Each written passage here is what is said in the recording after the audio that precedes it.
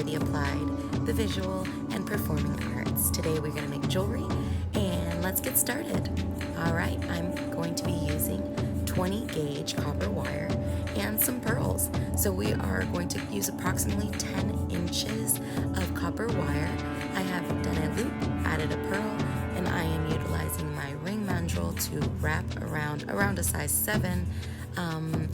And I'm just going to keep wrapping around until I feel like the stack is stacking.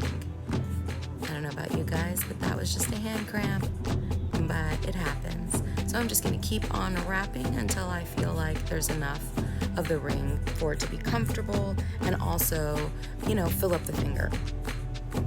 All right, so I'm going to add on my final pearl.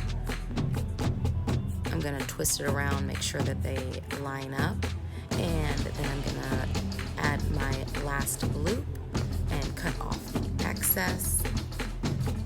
And now I'm going to adjust it to my finger and see how it looks. What do we think?